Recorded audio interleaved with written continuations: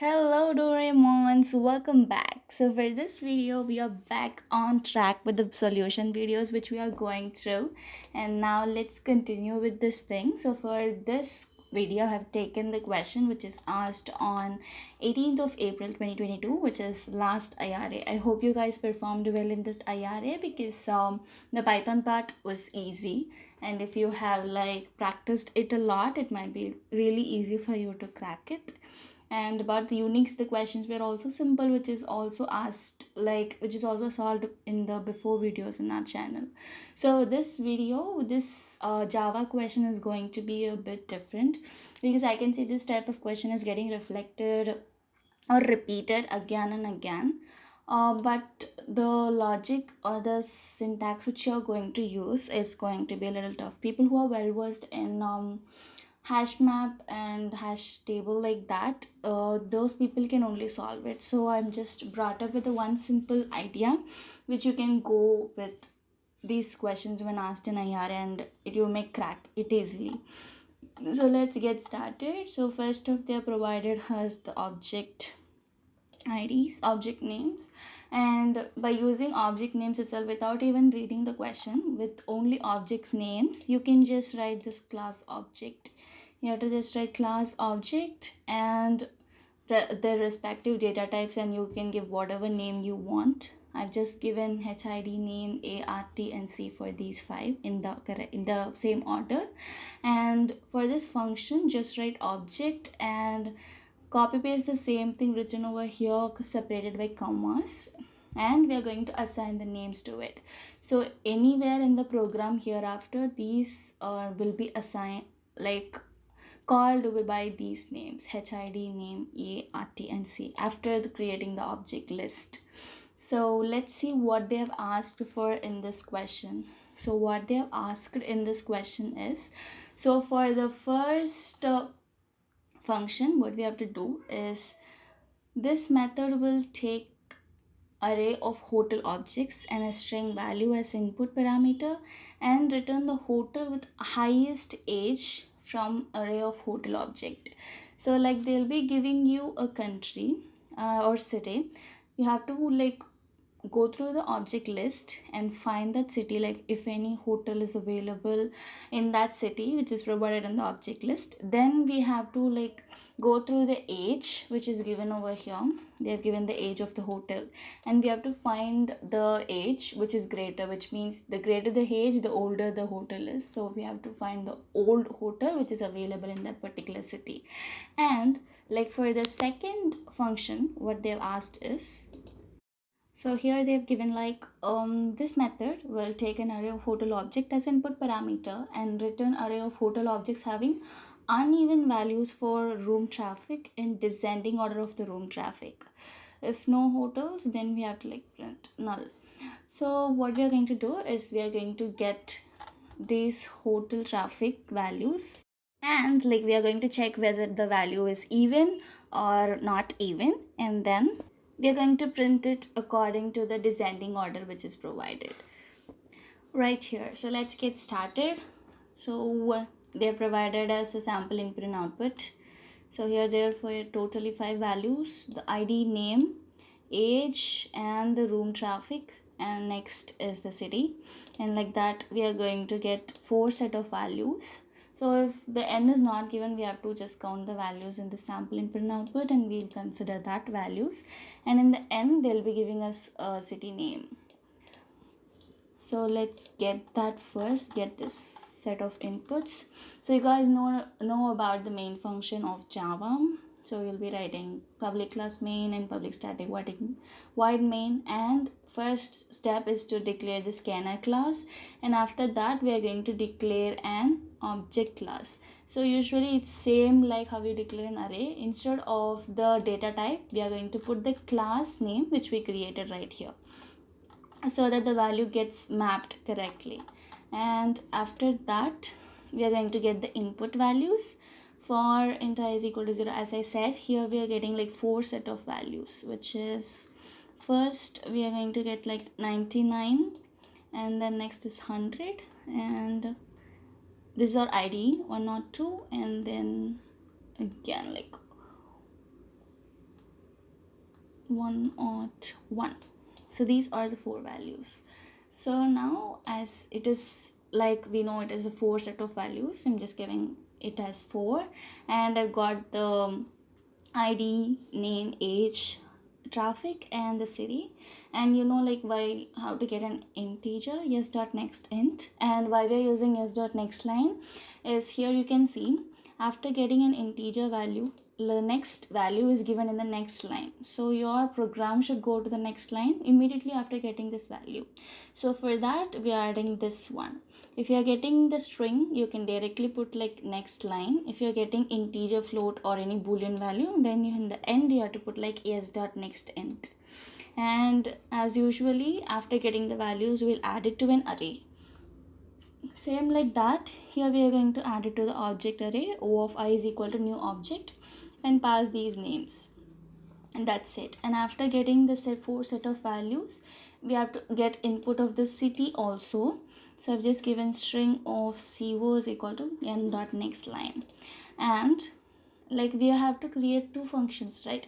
So where we'll create those two functions inside the main class itself, but different functions. So just make sure you get out of this main function, like I've chosen like the brackets are closed, and outside this, below this, just create one more function, public static int. As you guys know, a function should return a value. So here in the end, don't forget to write return 0 or 1.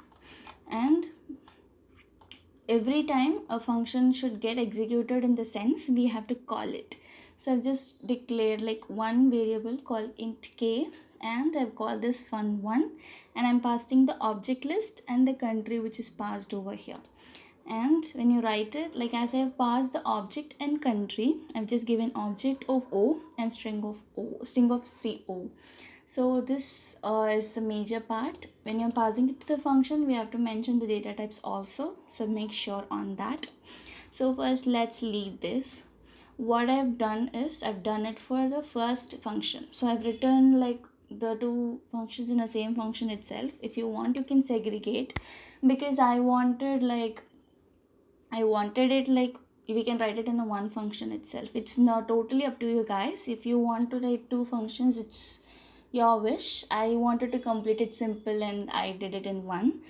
If you want to follow like same pattern, you can also do that.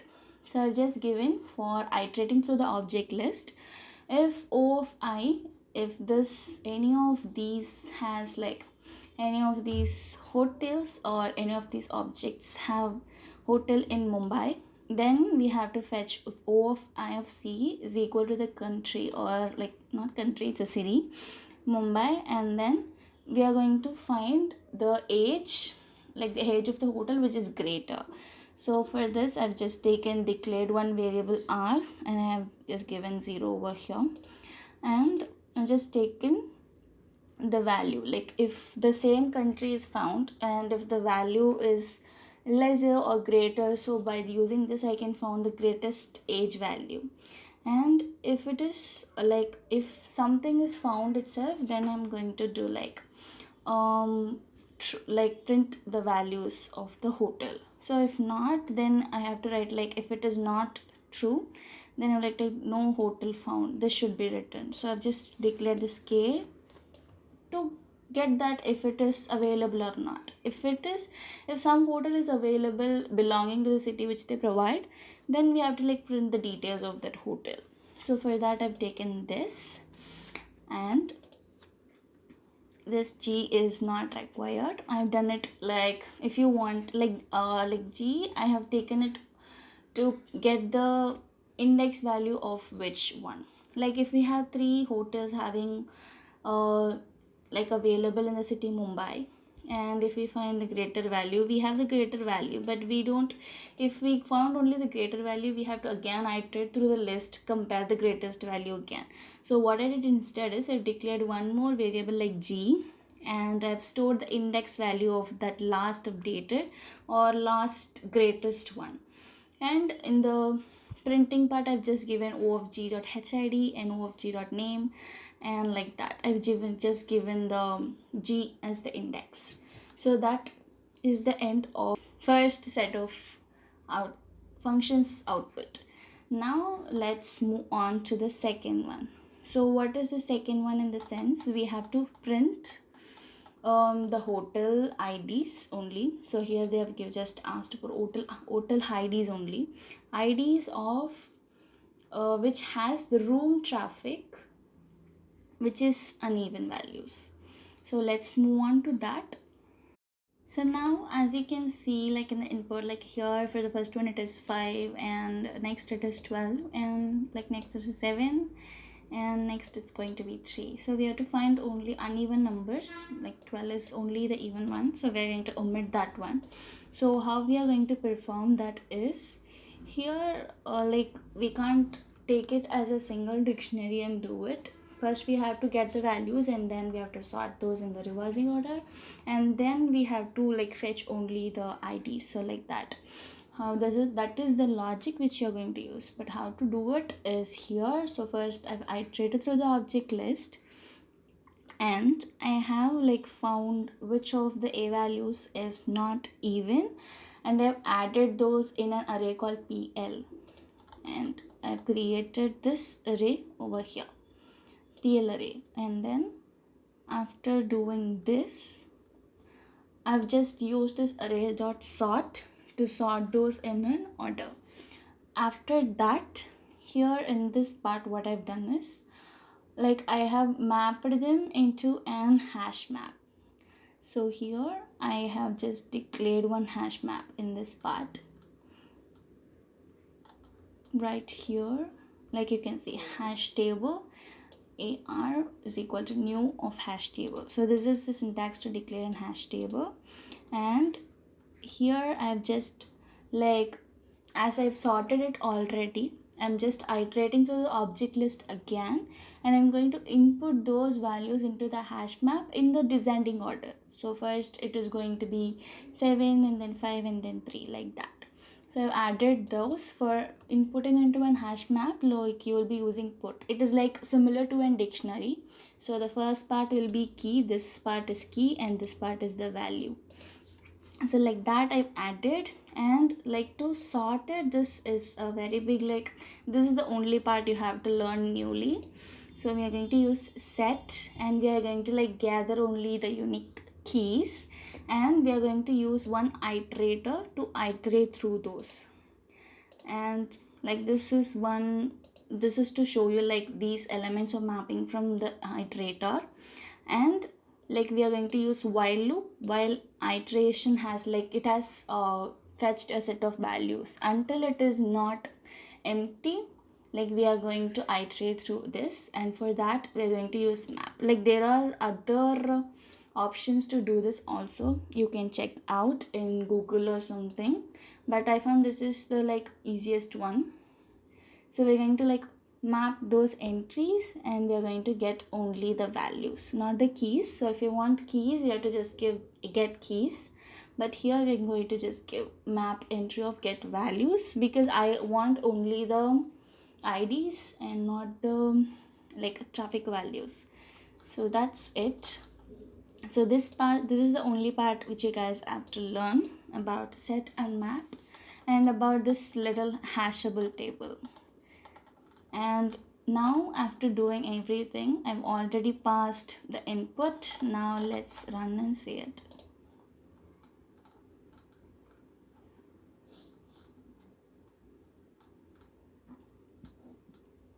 So here comes the output. Let's check. Yes, so this is the output, and this is the output which we got from the code. I hope these two matches correctly. And yeah, so that's it. As I've already written the code, like this explanation was pretty simple as of now. If I'm just writing every single code, it would be like a lot of time. But this is the simple logic which you can try in your exams for Java, especially for this kind of questions. And we are also going to discuss the UNIX question which is asked in this Java SBQ part. So let's jump on to that right now. Now, like I've taken the UNIX question, let's switch the language to Bash. Yes, so now we have twist language. Let's see the question. So as usual, you will get like a table of values, and they have given like the column names, and here the field separator is going to be a pipe, and here we'll have like four values: item ID, name, expiry date, and price. So what they have told is write a UNIX command to print the item ID, item name, and price of all items with expiry date greater than October 2022 as the criteria. And after finding that, we have to print the outputs separated by a semicolon, which means we have to change the field separator. And they've given one more condition: if there are no items with expiry month or year greater than October 2022, or if the file is not having any items, we have to print like no item found with matching condition. So let's see this one. So we have to just consider the month and the year. So over here you can see, which is we have to get only the values greater than October 2022.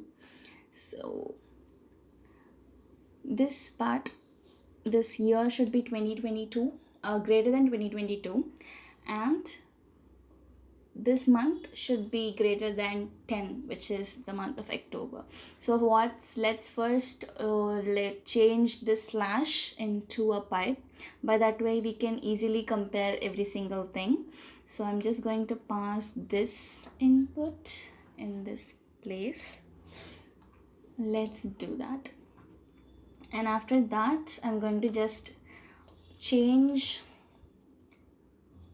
You already know, like if you have been following my videos, how to change a field separator. We have to just give tr and symbol which we want to replace. We have to replace this ash in the date part right here, this part, this symbol to this pipe. So it will consider as every single column. We can consider everything as a single column, and it should be changed to pipe. Now I'm just running it, and here you can see in the output part everything got changed. Like these things got changed. Now we are going to avoid this first row, and we are going to just go through this alone. So let's start with our awk command. You guys know, if you want to like pass output of one command to another one, you have to put a pipe symbol in between in Unix. So now for awk command, awk of begin. If you don't know about this, please refer to my bash 1 code to solve any question. And in this part, we are going to put nr greater than 1. So now this nr greater than 1, it will avoid the first column, like first row in this table, which is the column names.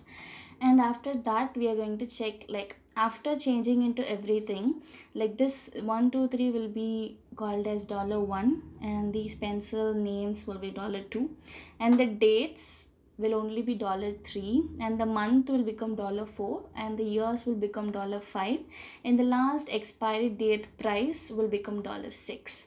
So now we are going to just use $4 and 5. So if $4 is greater than 10, and so let's put this here inside this, if it is only greater than 10. And yeah, so let's go with 5 first. Let the year be greater than 2022 first, and next inside this you can put one more if and give like $4 is greater than 10. It should be greater than 10. So okay, let's check now.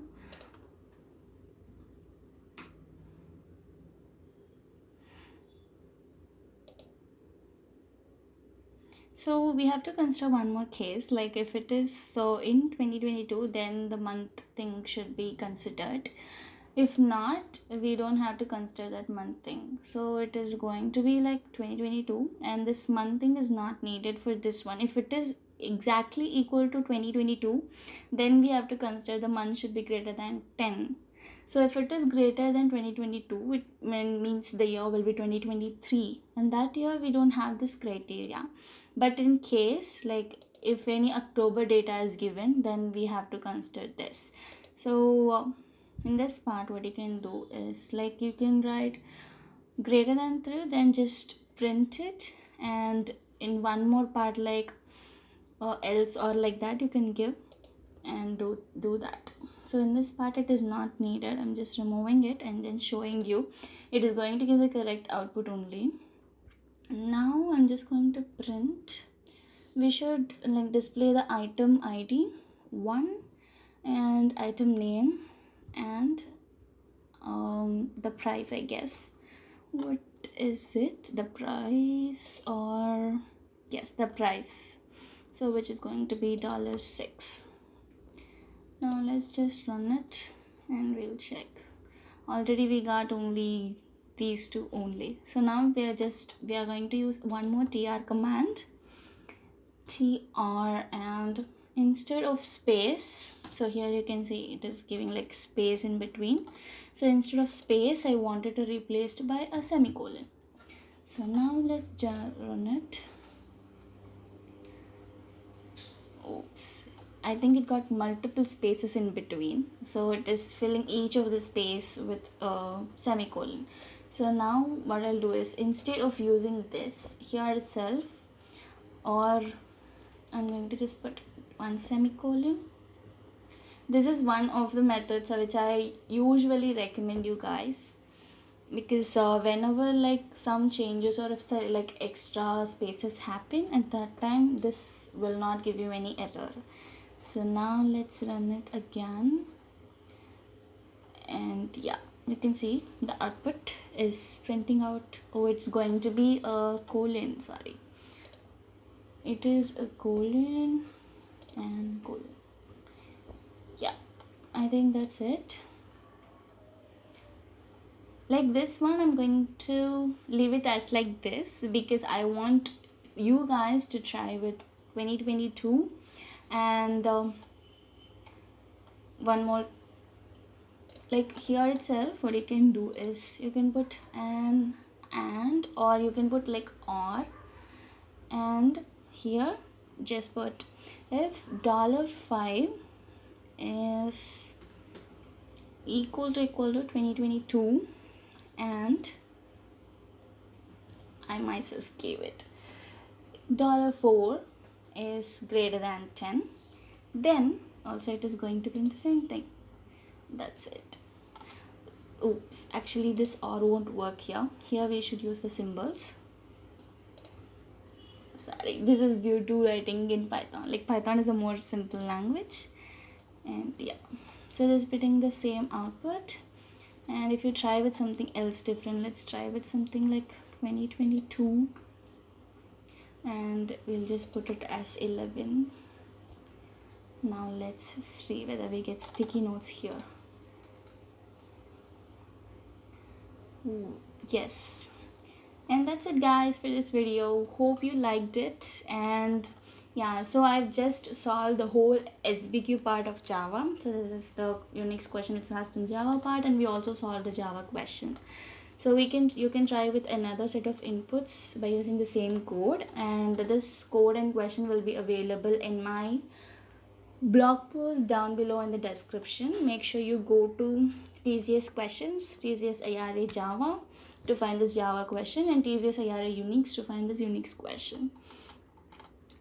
And yeah, that's it for this week video guys, and tomorrow we'll be posting the Python video, so don't make sure you watch it and subscribe to my channel if you like this video.